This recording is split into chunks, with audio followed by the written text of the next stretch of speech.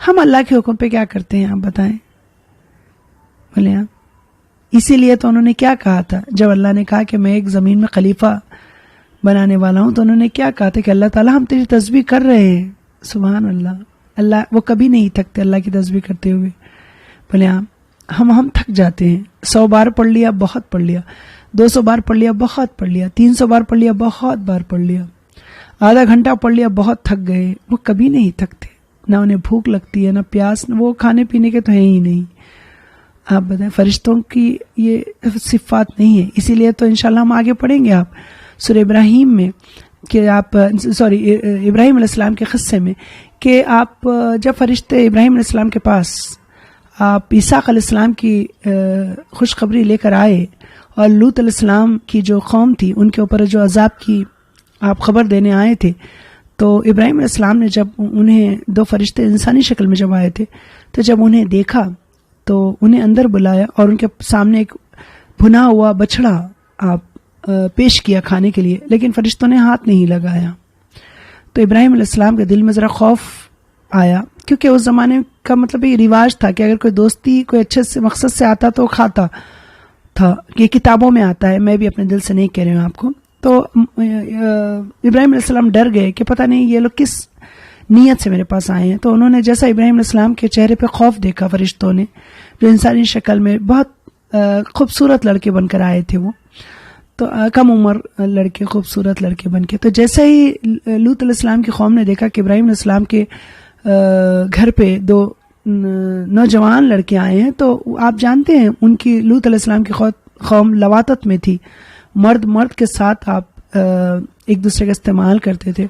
تو جیسا ان لڑکوں کو دیکھا تو وہ ٹوٹ پڑے لوط علیہ السلام کی قوم کے لوگ. تو ابراہیم علیہ السلام نے کہا کہ میری بیٹیاں تمہارے سامنے ہیں، وہ ان لڑکوں کو چھوڑ دو. اور پھر وہ اپنے گھر میں آئے اور پھر وہ بھنا ہوا بچڑا ان کے سامنے رکھا تو وہ نہیں کھائے. جب ان کی فرشتوں نے جب ابراہیم علیہ السلام کے چہرے پر خوف دیکھا تو کہنے لگے کہ ہم اللہ کے بھیجے ہوئے فرشتے ہیں اور آپ کو آپ کے بیٹے کی خوشخبری اسحاق کی خوشخبری دینے آئے ہیں.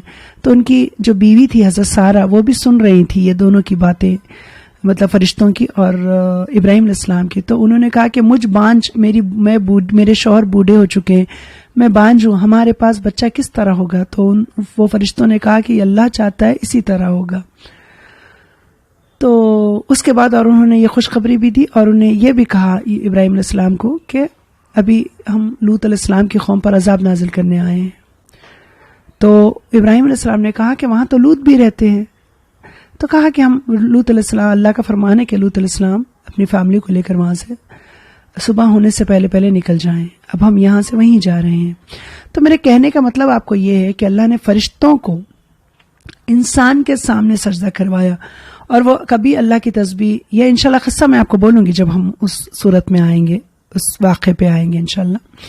میں نے آپ سے کہا نا سبحان اللہ، اللہ نے قرآن میں اتنے پیارے انداز میں اللہ نے بیان کیے ہیں نا، یہ آپ یقین کریں آنکھوں سے آنسو ہم لوگ بہت روتے تھے جب یہ قرآن پڑھتے تھے. آج بھی آپ یقین کریں آپ کے سامنے کبھی کبھی بولتے وقت مجھے یہ اتنا پیارا کلام ہے نا، بس اس سے ہمیں محبت ہونی چاہیے. آپ بتائیں اللہ نے اتنے پیارے انداز میں سمجھایا ہمیں، لیکن ہمارے گھروں میں یہ پیدا ہوئے جب سے رکھی ہوئی چیز ہے. ہم نے اپنے ماں باپ کو بھی آپ دیکھیں ایک حد تک دیکھا، اس کے بعد کھو دیا. لیکن یہ کتاب ہم مرتے دم تک، پیدا ہو کر مرتے دم تک ہمارے ساتھ رہتی ہے. لیکن ایک بار بھی اگر ہم نے اس کو کھول کر اس طرح نہیں پڑھا تو پھر کیا پڑھا؟ آپ بتائیں کیا جانا؟ ہم اللہ کو کیا جواب دیں گے؟ بولے آپ اس کے یہ کتاب کے مالک سے ہی ہماری ملاقات ہونے والی ہے نا اللہ کے پاس، وہاں پہ بولے آپ اللہ سے ہی ملاقات ہونے والی ہے نا، جو اس کتاب کا مالک ہے، جس نے یہ کتاب لکھی ہے، جس نے یہ کتاب ہم تک بھیجی ہے. ہم کیا کہیں گے اس کے سامنے جا کے؟ مجھے آپ یہ بتائیں. آپ دیکھیں تھوڑی دیر کے لیے آپ کسی انسان، کوئی آپ کو انوائٹ کرتا ہے، ہاں 2-3 بار اگر آپ کو انوائٹ کرتا ہے، اگر آپ نہیں جاتے ہیں یا آپ سے کوئی مسئلہ ہو جاتا ہے تو آپ پہلے الفاظ کا جگاڑ کرتے ہیں، الفاظ کو جوڑتے ہیں. اس کے سامنے جا کر ہم کیا ایکسکیوز پیش کریں گے؟ کیا کہیں گے کہ بھائی آپ نے فون کیا تھا، ہم نے فون نہیں اٹھایا، جی آپ نے آنے کے لیے کہا تھا ہم آئے نہیں. بولے ہم الفاظ کا جگاڑ کر کے اس کے پاس جاتے ہیں، ہاں ہم یہ اسے کہیں گے، مگر ہم رب کے پاس کیا الفاظ کا جگاڑ کر کے جائیں گے؟ بولے آپ اللہ سے کیا ایکسکیوز کریں گے؟ ہم آپ سوچیں اس بارے میں. ہم کیا کہوں میں آپ کو, ہم مسلمان ہیں, ہم ایمان والے لوگ ہیں, ہمیں چاہیے کہ اس بارے میں سوچیں, ہمارے بچوں کو اس کی فکریں دلائیں, ہم خود اپنے گھر والوں کی فکریں کریں, اپنی آپ کی فکر کریں. بولے آپ یہ بہت بڑی غفلت ہے, یہ آپ یقین کریں جو لوگ اس طرح اس کلام سے منہ پھیرے ہوئے ہیں, گھر میں کتاب رکھ کر اس کو دیکھتے نہیں. بولے آپ یہ بہت بڑی لاپرواہی ہے, غفلت ہے یہ اللہ کی کتاب سے. پھر لوگ کہتے ہیں کہ ہمارے حالات صحیح نہیں ہو رہے, ہماری بیماری نہیں جا رہی, ہمارے گھر پریشانی نہیں جاتی, ہمارے گھر ایک پریشانی نہیں جاتی دوسری آ جاتی ہے, ہمارے بچے نافرمان ہیں. ارے آپ اس رب کے طرف سے منہ پھیرے ہوئے ہیں تو وہ آپ کی طرف دیکھے گا کیا؟ مجھے آپ بتائیں. فار ایگزامپل اگر آپ کے خاندان میں آپ کے ٹرمز کسی سے صحیح نہیں ہے تو کیا ان کے ٹرمز آپ سے صحیح رہیں گے؟ بولیں آپ مجھے. ارے تو اپنے اللہ سے اپنے تعلقات کو بہتر بنائیں نا, مضبوط کریں نا آپ. بولے آپ اللہ کے تعلقات کو مضبوط نہیں کر رہی ہیں, پھر آپ اللہ سے گلے شکوے کرتی ہیں, اللہ ہماری دعائیں قبول نہیں کرتا, اللہ تعالیٰ ہمارے ساتھ یہ معاملات کیوں ہیں؟ ارے آپ نے کبھی اپنے پیٹھ پیچھے بھی آپ خود سوچیں. میرے الفاظ اگر آپ کو غلط لگتے ہیں تو آپ خود سوچیں کہ انسان کی کیا زندگی ہے. بولے آپ آج ایک بندہ مر جاتا ہے, کل اس کا دوسرا دن شمار ہوتا ہے, لوگ اس کا غم اس شدت سے نہیں کرتے. پہلے دن غم کی شدت ہوتی ہے, دوسرے دن غم کی شدت ہوتی ہے, اس کے بعد پھر آہستہ آہستہ سب لوگ اپنی زندگی میں مصروف ہو جاتے ہیں. لیکن جو مرتا ہے اس کا حساب کتاب ہوتا ہے, ان کو تو خبر بھی نہیں ہوتی اس کی. بولے اگر وہ خواب میں آ کر کہہ دے ان کے کہ دیکھو اگر میرے نہیں پڑھنے سے ایسا ہوتا ہے تو وہ تو جینا, آپ بولے وہ اپنا اپنا کیا کہنا چاہیے, اپنے جینے کے ہر لمحے کے ساتھ, زندگی کے ہر لمحے کے ساتھ اللہ کی عبادت کرنا شروع کر دیں. یہی تو ہمارا امتحان ہے نا.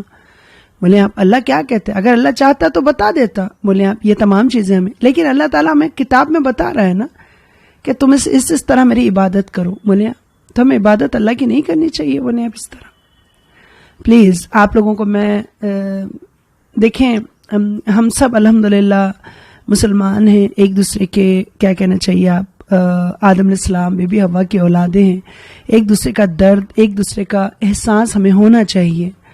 بولے آپ جیسا میں نے آپ کو ریسنٹلی آڈیوز میں آپ سے کہتی ہی رہتی ہوں, تو اب نہیں تو پھر کب ہم جاگیں گے. بولے پلیز اپنا وقت میں آپ اللہ سے دعا کریں کہ اللہ آپ کے وقت میں برکت دے. اور میں آپ سے کہہ رہی ہوں نا, اللہ نے خود کہا ہے کہ ہم نے قرآن میں شفا ہے, وَنُنَزِّلُ مِنَ الْقُرْآنِ مَا هُوَ شِفَاءٌ وَرَحْمَةٌ لِّلْمُؤْمِنِينَ. تو قرآن پڑھا کریں, قرآن سنا کریں. آپ یاد رکھیں انشاءاللہ آپ کو اللہ تعالیٰ ہر مسئلہ آپ کا حل کرے گا. ٹھیک ہے, تو آپ دیکھیں یہاں پہ جیسا ماشاءاللہ بیان کیا گیا ہے کہ مکمل سورہ انعام مکے میں ایک ہی رات میں اس شان سے نازل ہوئی. سبحان اللہ. آپ سوچیں کیا شان ہوگی اس سورت کی, کہ شان سے نازل ہوئی. اس کے ساتھ 70,000 فرشتے نازل ہوئے جو اللہ کی تسبیح پڑھ رہے تھے. صدی نے مرہ کے حوالے سے حضرت عبداللہ بن مسعود رضی اللہ عنہ سے روایت کیا کہ سورہ انعام جب نازل ہوئی تو اسے الوداع کرنے کے لیے 70,000 فرشتے بھی نازل ہوئے تھے. سبحان اللہ. کتنا بیش بہا قیمتی تحفہ ہے اللہ کا ہمارے لیے, یہ آپ بتائیں کہ 70,000 فرشتے. آپ سوچیں, اور یہ مکے میں نازل ہوئی. آپ جانتے ہیں مکہ کتنا چھوٹا شہر ہے, جو لوگ وہاں پہ ہیں آپ بولیں 70,000 لوگ اس جگہ سمانا بھی, یہ بھی بہت بڑی اگر سوچا جائے نا, آپ یقین کریں ہر چیز پہ اللہ قادر ہے, ان اللہ علی کل شیء قدیر. 70,000 لوگ ایک جگہ کس طرح, مطلب 70,000 فرشتے بولے آپ ایک جگہ, بہت بڑی بات ہے جمع ہونا, اور پھر ایک سورت کو اتارنے کے لیے. سبحان اللہ. بس میں آپ لوگوں سے ایک ہی گزارش کروں گی کہ آپ جب یہ سورت پڑھیں تو آپ ہمیشہ یہ ہر آیت پہ یہ بات اپنے ذہن میں رکھیں, یہ سبحان اللہ کیا سورت ہوگی جس کو 70,000 فرشتے الوداع کرنے آئے ہیں. بولے آپ سبحان اللہ. اور پھر وہ بھی تسبیح کر رہے تھے. سبحان اللہ سبحان اللہ. آپ اللہ سے شکر کریں کہ ہم کو اللہ تعالیٰ نے امت مسلمہ میں پیدا کیا, اور اس پہ اور بڑا اللہ کا شکر ادا کریں کہ امت محمدیہ میں پیدا کیا. آپ بتائیں, امت مسلم تو بنایا لیکن محمد صلی اللہ علیہ وسلم کی امت میں پیدا کیا, یہ بھی بہت بڑا اعزاز ہے ہمارے لیے. آپ بولیں, اور پھر اور اتنا پیارا کلام ہمارے رب نے ہمیں دیا. آپ بولیں سبحان اللہ. آپ خود سوچیں یہ کیا شان ہوگی یہ میرے رب کی کتاب کی. سبحان اللہ. ابھی تو ہم ایک سورت پڑھ کے یہ کہہ رہے ہیں نا, ابھی آپ آگے دیکھیں آپ کتنی پیاری پیاری صورتیں اللہ نے کتنے پیارے انداز